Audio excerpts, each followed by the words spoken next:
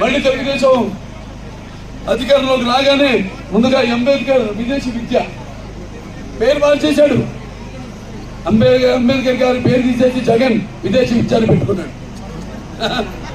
తర్వాతేమో ఈ ఏదైతే ఎస్సీ ఫైనాన్స్ కార్పొరేషన్ ఉందో దాని ద్వారా రుణాలు ఇప్పిస్తానని తెలియజేసుకుంటున్నాం.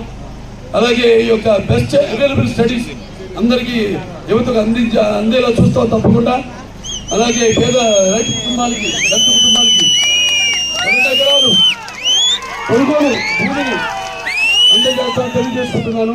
అలాగే ఈ యొక్క సివిల్ సర్వీసెస్కి వెళ్ళే విద్యార్థులు వద్ద చూస్తున్నాం. ఉద్యోగ పరిశ్రమలు రాక ఉద్యోగాలు లేక మరి అలా ఈరోజు పక్క రాష్ట్రాలకు వెళ్ళిపోయి వలసపోయే పరిస్థితి.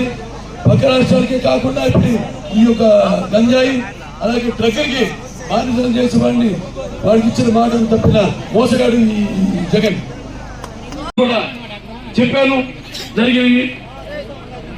జరుగుతుంది చెప్పాను, రేపు జరగబోయేవి కూడా చెప్తున్నాను. మన తెలుగుదేశం అధికారులకు సైకిల్ గుర్తుకే మీకు 2 ఓట్లమ్మా. తల్లి అన్నంలో పిల్లలు చాలా మంది కుర్రాళ్ళు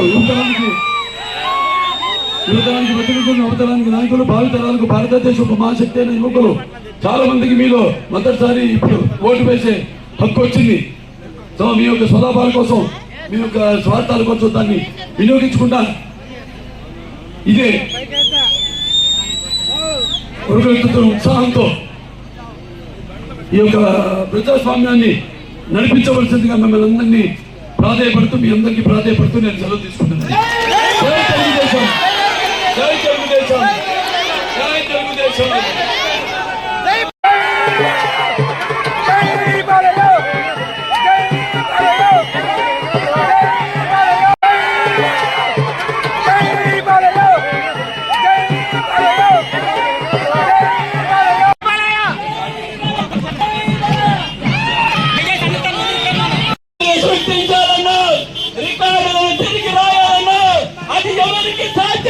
మన బాలయ్య సార్కే సాధ్యం.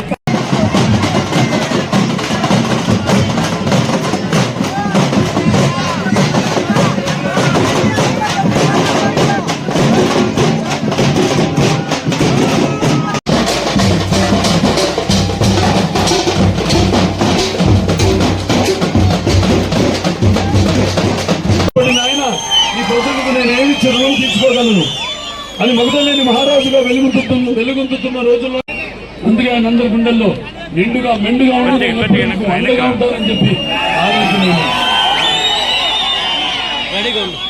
మరి ఆనాడు పరిస్థితుల ప్రభావం అలా